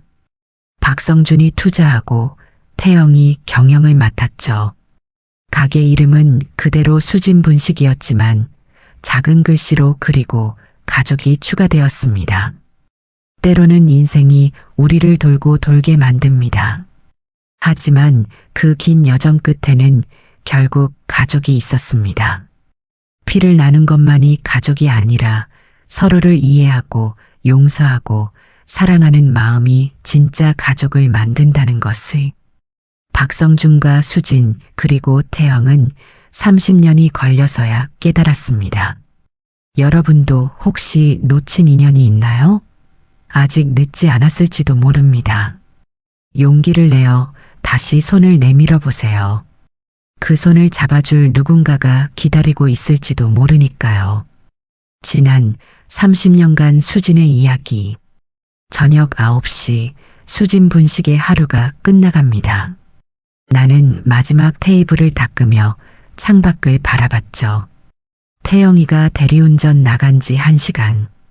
요즘은 장거리 손님이 많아서 늦게 들어온다고 했습니다. 휴대폰을 들여다봅니다. 엄마 김수진이라고 저장되어 있겠죠. 태영이 폰에는 30년 전만 해도 나는 누군가의 아내였는데 이제는 오직 태영이 엄마로만 존재합니다. 그것도 나쁘지 않아요. 아니, 오히려 행복하다고 해야 맞겠죠. 김밥 재료를 정리하다가 문득 참치캔을 보며 멈췄습니다. 성준이 좋아했던 참치김밥. 30년이 지났는데도 여전히 그 레시피를 쓰고 있습니다. 왜일까요? 잊고 싶으면서도 잊을 수 없는 그 시절의 흔적인 걸까요? 벽에 걸린 달력을 봅니다. 2025년. 세월이 참 빠르네요. 태영이가 벌써 29이니까요. 그 애가 내 뱃속에 있다는 걸 알았을 때가 엊그제 같은데 그때 내가 다른 선택을 했다면 어땠을까? 성준에게 전화했다면, 임신했다고 우리 아이가 생겼다고 말했다면 우리 셋은 지금 어떤 모습으로 살고 있을까? 고개를 젓습니다. 쓸데없는 상상이죠. 인생에 만약은 없으니까 그저 최선을 다해 살아왔고 후회는 없습니다. 정말로 없을까? 가끔은 나도 내 마음을 잘 모르겠어요. 1996년 4월 15일. 그날을 어떻게 잊을 수 있겠어요. 춘천의 작은 아파트. 우리가 신혼을 시작했던 그곳에서 모든 것이 끝났습니다. 수진아, 우리 그만하자. 성준의 목소리는 차분했습니다. 이미 마음을 정리한 사람의 목소리였죠. 나는 놀라지 않았어요. 최근 2달간 우리는 거의 매일 싸웠으니까요. 서울로 가는 거야? 응. 거기서 새로 시작하려고. 나는? 그가 대답하지 못했습니다. 그것만으로도 충분했죠. 그의 새 시작에 나는 없었던 겁니다. 이혼 서류는 이미 준비되어 있었어요. 재산 분할도 위자료도 없었습니다. 애초에 가진 게 없었으니까요. 8개월의 짧은 결혼 생활, 우리에게 남은 건 상처뿐이었죠. 미안해. 그가 마지막으로 한 말이었습니다. 나는 대답하지 않았어요. 미안하다는 말로 끝낼 수 있는 관계였다면 애초에 시작하지 말았어야 했으니까요. 문이 닫히고 혼자 남았을 때 눈물이 났습니다. 억울해서가 아니라 허무해서였어요. 사랑이 이렇게 쉽게 끝날 수 있다는 게, 영원을 약속했던 우리가 이렇게 헤어진다는 게. 2주일 후 나는 화장실에서 두 줄이 선명한 임신 테스트기를 들고 있었습니다. 임신. 하필이면 지금. 손이 떨렸어요. 언제부터였을까? 계산해보니 이혼하기 2달 전 우리가 마지막으로 행복했던 그날 밤이었을 겁니다. 병원에서 확인했습니다. 임신 6주. 의사는 축하한다고 했지만 나는 울고 싶었죠. 아니, 실제로 울었어요. 병원 화장실에서 한참을 울었습니다. 집으로 돌아와 전화기를 들었습니다. 성준의 새 번호를 알고 있었어요. 친구가 알려줬거든요. 번호를 누르다가 멈췄습니다. 뭐라고 말하지? 성준아, 나 임신했어. 우리 아이야. 그럼 그가 뭐라고 할까요? 돌아올까요? 아니, 돌아온다면 그건 사랑 때문일까요? 책임감 때문일까요? 나는 전화기를 내려놓았습니다. 책임감으로 유지되는 관계는 원하지 않았어요.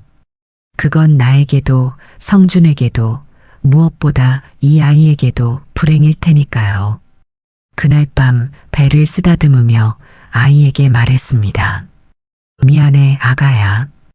엄마가 아빠 없는 아이로 만들게 됐네. 하지만 걱정하지 마. 엄마가 2배, 3배로 사랑해줄게. 눈물이 또 흘렀습니다. 하지만 이번엔 슬픔의 눈물이 아니었어요. 결심의 눈물이었죠. 이 아이는 내가 지킬 거야. 혼자서라도 잘 키울 거야. 다음 날 나는 산부인과에 다시 갔습니다. 혼자 아이를 키우려면 뭘 준비해야 하는지 물었죠. 의사는 걱정스러운 눈빛으로 물었습니다. 남편분은 어디 계신가요? 없어요. 혼자 키울 거예요. 힘드실 텐데. 괜찮아요. 할 수 있어요. 거짓말이었습니다. 무서웠어요. 혼자 아이를 낳고 키운다는 게 얼마나 힘든 일인지 알고 있었으니까요. 하지만 이미 결정한 일이었습니다. 친정어머니는 이미 3년 전에 돌아가셨고 아버지는 재혼하셔서 연락이 끊긴 지 오래였죠. 성준의 부모님께는 더더욱 말할 수 없었습니다. 이혼한 며느리가 임신했다고 하면 얼마나 충격을 받으실까요? 혼자였습니다. 정말로 혼자. 하지만 뱃속의 아이가 꼬물거릴 때마다 힘이 났어요. 혼자가 아니구나. 이 아이가 있구나. 직장을 그만뒀습니다. 입덧이 심해서 일을 할 수가 없었어요. 적금을 깨고 전세금을 빼서 더 작은 집으로 이사할 준비를 했죠. 춘천에는 추억이 너무 많았습니다. 성준과 함께 걸었던 거리, 함께 갔던 식당, 모든 것이 그를 떠올리게 했어요. 원주로 가기로 했습니다. 대학 동기 하나가 그곳에 살고 있었거든요. 그녀가 작은 월세방을 구해준다고 했어요. 새로운 시작? 아니, 진짜 시작이었죠. 엄마로서의 삶이 시작되는 거니까요. 1996년 7월, 임신 4개월째에 원주로 왔습니다. 트럭 한 대에 실을 정도의 짐이 전부였죠. 대학 동기 은주가 구해준 월세방은 작았지만 깨끗했어요. 방 하나, 부엌 하나. 아이와 둘이 살기엔 충분했습니다. 수진아, 정말 혼자 키울 거야? 은주가 걱정스럽게 물었습니다. 나는 배를 쓰다듬으며 웃었죠. 응, 할 수 있어. 아이 아빠는 정말 모르는 거야? 몰라. 알 필요도 없고. 은주는 한숨을 쉬었지만 더 묻지 않았습니다. 고마운 친구였죠. 원주에서의 생활은 생각보다 힘들었습니다. 아는 사람이 은주밖에 없었고 일자리를 구하기도 쉽지 않았어요. 배가 불러오면서 할 수 있는 일이 점점 줄어들었죠. 결국 집에서 할 수 있는 타이핑 아르바이트를 시작했습니다. 밤새 키보드를 두드리며 생활비를 벌었어요. 가끔 성준 생각이 났습니다. 지금쯤 서울에서 잘 지내고 있을까? 새로운 사람을 만났을까? 그가 원하던 성공을 향해 달려가고 있을까? 그럴 때마다 고개를 저었죠. 이제 남이야. 내가 신경 쓸 사람이 아니야. 11월이 되자 배가 많이 불렀습니다. 이제 일상생활도 힘들어졌죠. 은주가 자주 와서 도와줬지만 밤에 혼자 있을 때면 무서웠어요. 만약 갑자기 아이가 나오려고 하면 어떡하지? 혼자서 병원에 갈 수 있을까? 그런 불안한 날들을 보내다가 드디어 그날이 왔습니다. 12월 15일 새벽 3시. 진통이 시작됐어요.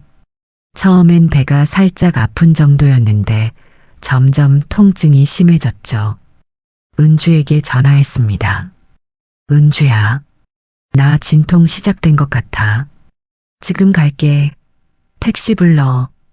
병원까지 가는 길이 그렇게 길게 느껴진 적은 없었어요. 진통은 점점 심해졌고 온몸에 식은땀이 흘렀죠. 은주가 내 손을 꼭 잡아줬습니다. 괜찮아, 수진아. 다 잘 될 거야. 분만실에서 12시간. 그 긴 시간 동안 나는 수없이 성준을 불렀습니다. 마음속으로만.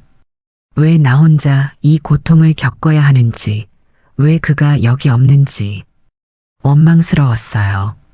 처음으로 그를 미워했습니다. 힘내세요. 아기 머리가 보여요. 의사의 말에 정신을 차렸습니다. 그래, 지금은 아이가 중요해. 마지막 힘을 짜냈죠. 응애, 응애. 아이의 울음소리가 분만실에 울려 퍼졌습니다. 그 순간 모든 고통이 사라졌어요. 건강한 아들이에요. 축하합니다. 아들, 내 아들. 간호사가 아이를 안겨줬을 때 나는 울음을 터뜨렸습니다. 이렇게 작은 생명이 내 뱃속에 있었다니. 이렇게 예쁜 아이가 내 아들이라니. 이름은 정하셨어요? 태영이요. 김태영. 성준의 성을 따를 수도 있었지만 내 성을 줬습니다. 이 아이는 내가 키울 테니까. 내 아이니까. 신생아실 유리창 너머로 태영이를 보면서 또 울었어요. 아이의 얼굴이 너무나 성준을 닮았거든요. 특히 그 코와 턱선은 영락없는 아빠였죠. 유전자는 거짓말을 하지 않는구나. 엄마 닮아서 잘생겼네. 은주가 위로하듯 말했지만 나는 알고 있었어요. 이 아이는 커가면서 점점 더 아빠를 닮아갈 거라는 걸. 퇴원 후가 진짜 전쟁이었습니다. 신생아는 2~3시간마다 젖을 먹어야 했고 기저귀는 하루에도 10번 넘게 갈아야 했죠. 잠은 거의 잘 수 없었어요. 태영이가 울면 나도 같이 울었습니다. 왜 우는 거니? 엄마가 뭘 잘못했니? 대답할 수 없는 아이를 붙잡고 매일 밤 울었어요. 혼자 아이를 키운다는 게 이렇게 힘든 일인 줄 알았다면. 아니, 알았어도 나았을 거예요. 이미 사랑에 빠졌으니까. 100일이 되던 날 작은 잔치를 했습니다. 은주와 둘이서 100일떡을 나눠 먹으며 사진을 찍었죠. 태영이는 처음으로 웃었어요. 그 미소를 보는 순간 그동안의 모든 고생이 녹아내렸습니다. 태영아, 엄마가 아빠 역할까지 다 해줄게. 부족하지 않게 해줄게. 아이에게 약속했습니다. 그리고 그 약속을 지키기 위해 더 열심히 일했죠. 낮에는 태영이를 업고 씻고 식당에서 설거지를 했고 밤에는 집에서 타이핑을 했습니다. 손가락이 아프고 허리가 끊어질 것 같았지만 멈출 수 없었어요. 분유가, 기저귀가, 월세. 돈은 늘 부족했으니까요. 태영이가 돌이 되던 날 나는 일기장에 썼습니다. 1년이 지났다. 성준을 떠난 지 1년 반, 태영이가 태어난 지 1년. 힘들었지만 후회는 없다. 이 아이가 있어서 행복하다. 성준은 이 아이의 존재를 영원히 모를 것이다. 그게 모두에게 최선이다. 하지만 가끔 상상했어요. 만약 성준이 태영이를 본다면 어떤 표정을 지을까? 자신을 빼닮은 이 아이를 보면 뭐라고 말할까? 아니, 알아볼 수 있을까? 30년 후에라도 만난다면. 그때는 몰랐습니다. 그 상상이 현실이 될 거라는 걸. 정말로 30년 후에 그들이 만나게 될 거라는 걸. 2009년 3월 태영이가 중학교에 입학했습니다. 교복을 입은 아들을 보니 감격스러웠죠. 내가 정말 여기까지 키워냈구나. 혼자서도 해냈구나. 엄마, 나 교복 어때? 멋있어. 우리 아들이 제일 멋있어. 태영이가 쑥스럽게 웃었습니다. 그 미소가 성준을 닮아서 가슴이 찡했지만 이제는 익숙해진 아픔이었죠. 중학교 입학식이 끝나고 일주일쯤 지났을까요? 평소처럼 통장을 확인하는데 이상한 입금 내역이 있었습니다. 입금 300만 원 마이너스 보내는 이 익명. 처음엔 은행 오류인 줄 알았어요. 당장 은행에 전화했죠. 고객님 계좌로 입금된 게 맞습니다. 보내신 분이 익명 처리를 요청하셨네요. 그게 무슨 말이에요? 누가 왜? 저희도 자세한 건 알 수 없습니다. 다만 정당한 입금이니 안심하셔도 됩니다. 전화를 끊고 한참을 멍하니 있었습니다. 누구지? 성준일까? 아니야, 그는 내 계좌번호도 모를 텐데. 게다가 태영이 존재도 모르는데 왜? 혹시 아버지일까? 재혼하신 후 연락이 끊겼지만. 아니, 아버지는 내가 원주에 있는 것도 모르실 거예요. 며칠을 고민하다가 그 돈을 반송하려고 했습니다. 출처를 모르는 돈을 받을 수는 없으니까요. 하지만 은행에서는 익명 송금은 반송이 불가능하다고 했죠. 엄마, 왜 그래?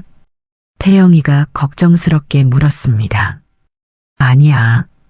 아무것도 아니야. 거짓말이었죠. 하지만 아이에게 이런 복잡한 상황을 설명할 수는 없었어요. 결국 그 돈은 그대로 두기로 했습니다. 만약 누군가 실수했다면 연락이 올 테니까요. 하지만 한 달이 지나도 아무 연락이 없었어요.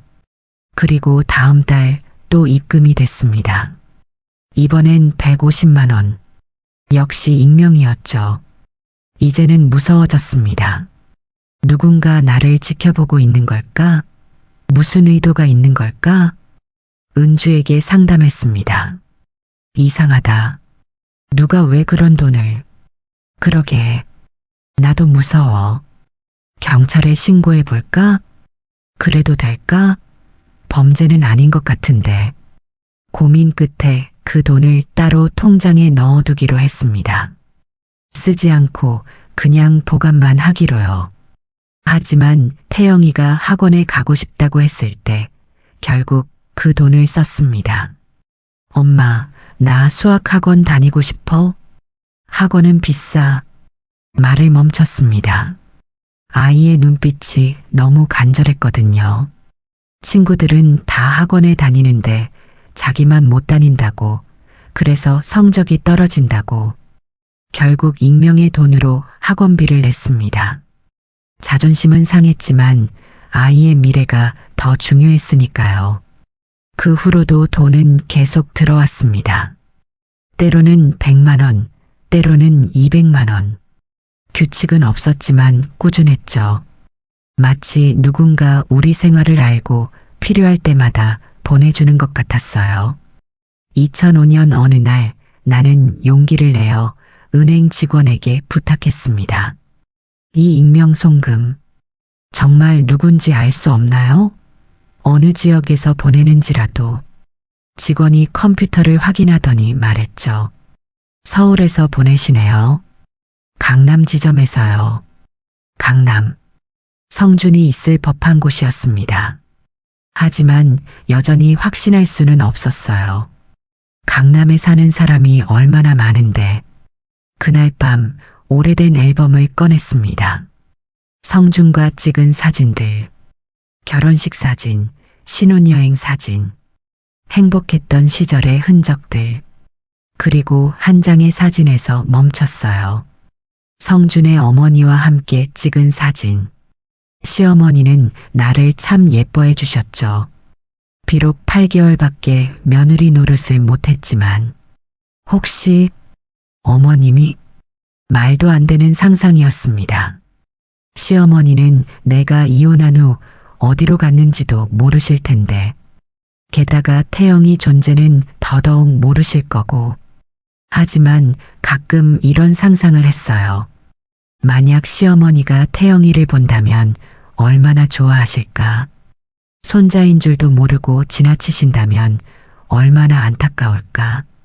익명의 후원자 덕분에 우리 생활은 조금씩 나아졌습니다. 태영이를 좋은 학원에 보낼 수 있었고 가게도 조금 더 큰 곳으로 이사할 수 있었죠.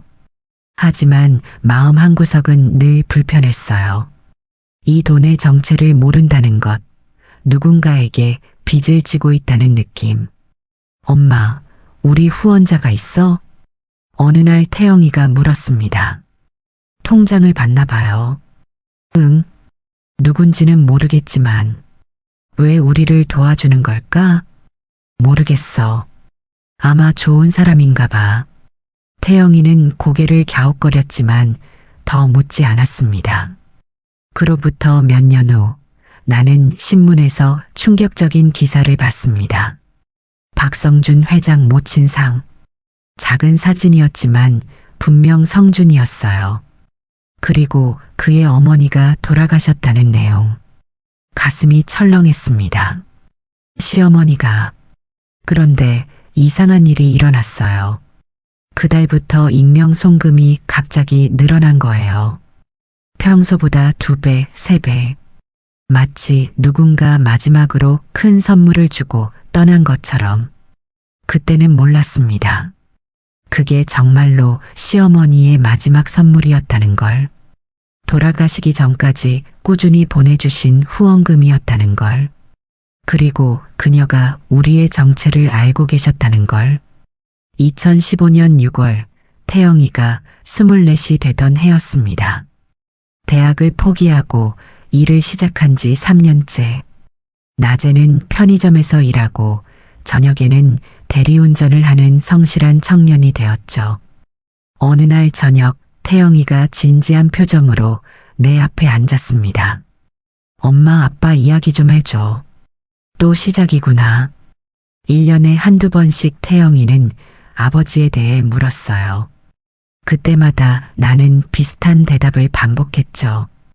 왜 갑자기? 오늘 대리운전 손님이 아들 자랑을 엄청 하시더라고. 부럽더라. 마음이 아팠습니다. 태영이도 아버지가 있었다면 자랑스러운 아들이 됐을 텐데. 아빠는 좋은 사람이었어. 그것만 말고 구체적으로 어떤 일을 했는지, 어떻게 만났는지. 나는 한숨을 쉬며 오래된 기억을 꺼냈습니다. 대학에서 만났어. 아빠는 경영학과, 엄마는 국문가. 학교 축제에서 처음 봤는데 노래를 정말 잘 부르더라. 태영이의 눈이 반짝였습니다. 처음 듣는 이야기였으니까요. 아빠가 노래를? 응. 기타도 잘 쳤어. 너도 음감이 좋잖아. 아빠 닮은 거야. 또 뭐 닮았어? 코랑 턱선. 그리고 고집 센 것도. 태영이가 쑥스럽게 웃었습니다. 그 웃음마저 성준을 닮았죠. 아빠 이름은 뭐야?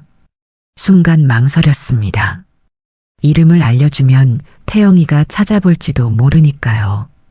그건 엄마 나도 이제 어른이야. 알 권리가 있잖아. 맞는 말이었습니다. 24이면 충분히 어른이죠.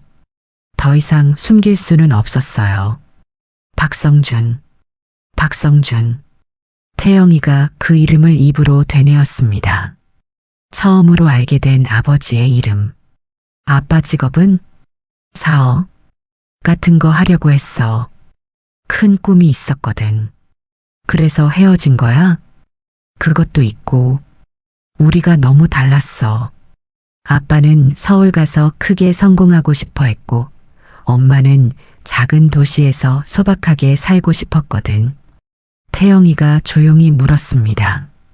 아빠가 나를 알았다면 달라졌을까? 가장 대답하기 어려운 질문이었습니다. 모르겠어.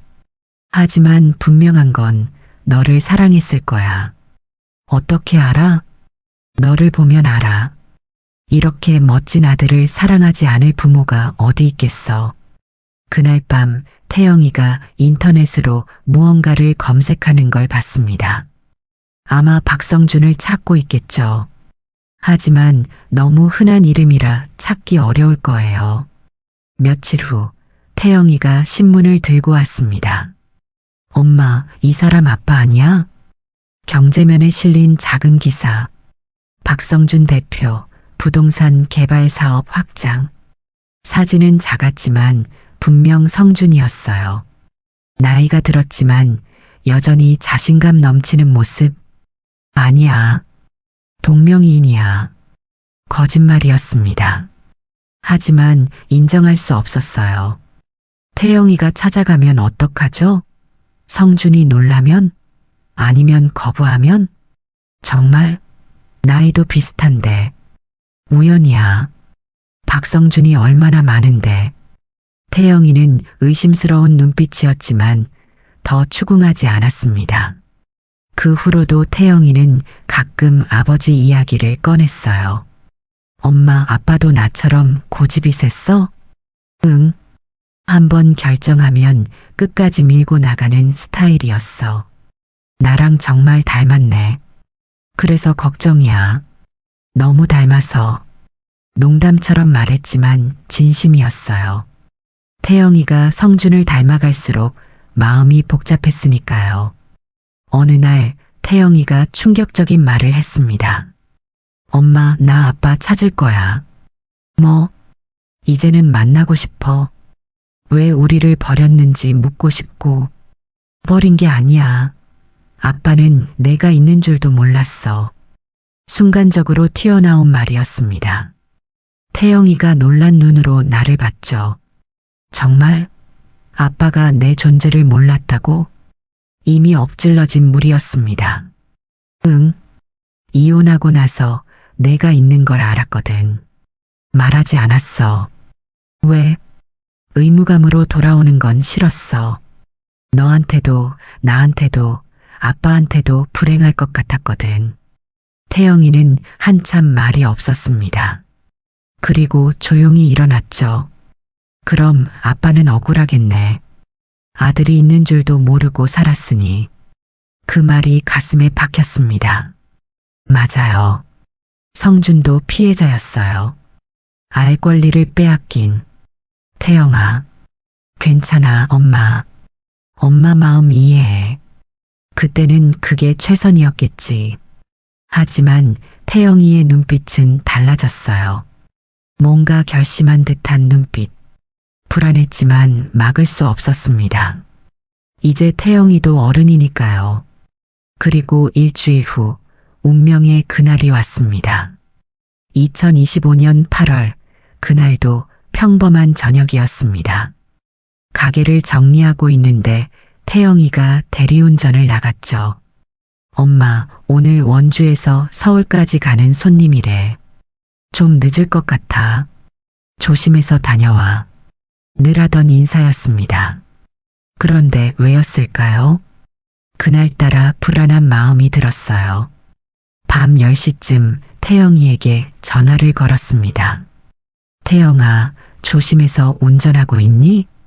엄마, 저 이제 마지막 손님 모셔다 드리고 집에 갈게요.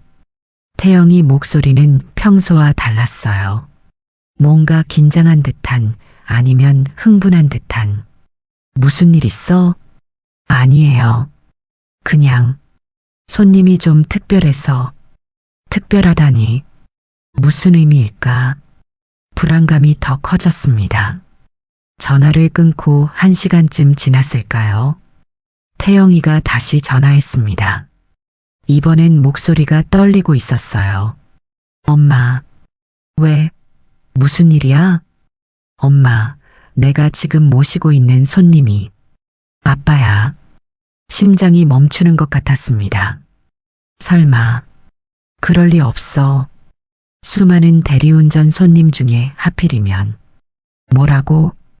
박성준, 55, 부동산 사업, 30년 전 8개월 만에 이혼. 다 맞아.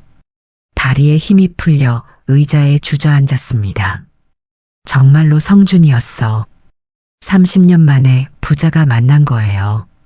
서로 모르는 채로. 아빠는 너를 알아봤니? 아니, 모르는 것 같아. 그런데 엄마. 응? 아빠가 엄마 이름을 들었어. 내 휴대폰에 엄마 김수진이라고 뜬 걸 보고는 표정이 완전히. 지금 울고 계신 것 같아. 눈물이 났습니다. 성준도 나를 기억하고 있었구나. 30년이 지났는데도. 태영아, 아빠한테 말했니? 아직. 어떻게 해야 할지 모르겠어서. 엄마 허락 없이는. 내 아들. 이렇게 배려심 깊은 아이로 키워서 다행이었어요. 내가 결정해. 말하고 싶으면 말하고, 아니면 그냥 모르는 척해도 돼. 엄마는 어떻게 했으면 좋겠어? 가장 어려운 질문이었습니다. 30년 동안 숨겨온 비밀. 이제는 밝혀져야 할까요? 모르겠어. 정말 모르겠어. 알겠어. 내가 알아서 할게. 전화를 끊고 나는 가게 문을 닫았습니다. 집에 와서도 잠을 잘 수 없었죠. 태영이가 어떤 선택을 할지, 성준이 어떻게 반응할지. 새벽 2시 태영이가 집에 들어왔습니다. 얼굴이 상기되어 있었어요. 엄마. 응. 아빠한테 말했어. 가슴이 쿵 내려앉았습니다. 뭐라고 하던? 태영이가 내 옆에 앉았습니다. 그리고 내 손을 잡았죠. 엄마 아빠가 재혼 안 했대. 30년 동안 혼자 살았대. 뭐? 믿을 수 없었습니다. 그렇게 성공한 사람이 왜? 엄마를 잊을 수 없어서래. 매일 후회했대. 왜 그때 놓았는지. 눈물이 주르륵 흘렀습니다. 나만 그리워한 게 아니었구나. 성준도 나를 그리워했구나. 그리고 나한테 미안하대. 존재도 몰랐다고. 알았다면 모든 걸 다 버리고라도 돌아왔을 거래. 그 말을 믿니? 응. 아빠 눈을 보니까 알겠더라. 진심이었어. 태영이가 주머니에서 명함을 꺼냈습니다. 아빠가 연락하래. 엄마가 허락한다면. 박성준. 대표이사? 그의 이름이 선명하게 박혀 있었습니다. 엄마 만나봐. 태영아. 30년이면 충분히 긴 시간이야. 이제는 서로 용서하고 새로 시작해도 되지 않을까? 29살 아들의 말이 53살 엄마보다 더 성숙했습니다. 그날 밤 나는 오래된 앨범을 다시 꺼냈어요. 성준과 찍은 사진들. 노란 장미를 들고 웃던 그 시절. 우리가 행복했던 그 짧은 순간들. 성준아, 정말 나를 잊지 못했니? 정말 후회했니? 그럼 이제 다시 시작해도 될까? 사진 속 성준은 여전히 젊은 모습으로 웃고 있었습니다. 다음 날 아침 나는 태영이에게 말했습니다. 일요일에 아빠 오라고 해. 정말? 응. 30년이면 충분히 오래 기다렸으니까. 태영이가 환하게 웃었습니다. 처음으로 보는 진짜 행복한 미소였어요. 고마워, 엄마. 내가 더 고마워. 내가 용기를 줬잖아. 우리는 서로를 꼭 안았습니다. 30년의 비밀이 끝나는 순간이었죠. 그리고 나는 가게를 정리하기 시작했습니다. 일요일 성준이 올 때 깨끗한 모습을 보여주고 싶었으니까요. 바보 같지만 마치 첫 데이트를 앞둔 것처럼 설레었습니다. 일요일 오후 2시. 아침부터 가게를 청소하고 또 청소했습니다. 머리도 3번이나 다시 묶었죠. 화장은 했다가 지웠다가를 반복했어요. 53살의 나이에 이게 뭐하는 짓인지 우스웠지만 멈출 수 없었습니다. 태영이가 웃으며 말했어요. 엄마, 진정해. 그냥 손님 오는 거야. 손님이 아니잖아. 그럼 뭐야? 그러게요. 성준은 이제 내게 뭘까요? 전 남편? 태영이 아빠? 아니면 그냥 옛사람? 정각 2시 가게 문이 열렸습니다. 딸랑딸랑 종소리가 울렸죠. 고개를 들자 거기 성준이 서 있었어요. 30년. 그 긴 세월이 그의 얼굴에 고스란히 새겨져 있었습니다. 하지만 눈빛은 그대로였어요. 내가 사랑했던 그 눈빛. 수진아, 어서 와요. 어색한 인사. 무슨 말부터 해야 할지 모르겠더군요. 그가 노란 장미 새송이를 내밀었습니다. 기억하고 있었구나. 잊을 수가 없었어. 우리는 마주 앉았습니다. 태영이가 물을 가져다 주고 자리를 피해줬죠. 착한 아이. 많이 변했네. 성준이 말했습니다. 당신도. 아니야. 여전히 예뻐. 53에 듣는 칭찬이 쑥스러웠습니다. 태영이. 정말 좋은 아이로 컸더라. 혼자 키우느라 고생했지. 응. 하지만 후회는 없어. 잠시 침묵이 흘렀습니다. 30년의 세월이 그 사이에 있었죠. 수진아, 정말 미안해. 뭐가? 모든 게. 그때 내가 조금만 더 성숙했다면. 됐어. 지난 일이야. 하지만 성준은 계속 말했습니다. 매일 후회했어. 왜 너를 놓았는지. 왜 내 꿈만 중요하다고 생각했는지. 성공하고 나서 깨달았어. 내가 없는 성공은 아무 의미가 없다는 걸. 눈물이 났습니다. 나도 그랬거든요. 매일 그를 원망하면서도 그리워했으니까. 나도 미안해. 아이 있는 걸 말했어야 했는데. 아니야. 이해해. 내가 그때 얼마나 이기적이었는지 알아. 말해도 제대로 된 아빠가 되지 못했을 거야. 우리는 서로를 바라봤습니다. 30년 만에 하는 진짜 대화였죠. 그런데 정말 재혼 안 한 거야? 응. 못했어. 다른 사람을 만나도 자꾸 너랑 비교하게 되더라. 바보. 너도 안 했잖아. 나는 태영이 키우느라 바빴어. 그것만이 이유는 아니었을 거야. 맞았습니다. 나도 그를 잊지 못했으니까요. 그때 태영이가 들어왔습니다. 엄마, 아버지, 얘기 잘하고 계세요? 아버지. 태영이가 성준을 아버지라고 부르는 순간 성준의 눈에서 눈물이 흘렀어요. 태영아, 정말 미안하다. 괜찮아요. 몰랐으니까요. 그래도 아버지, 전 정말 괜찮아요. 오히려 이제라도 만나서 다행이에요.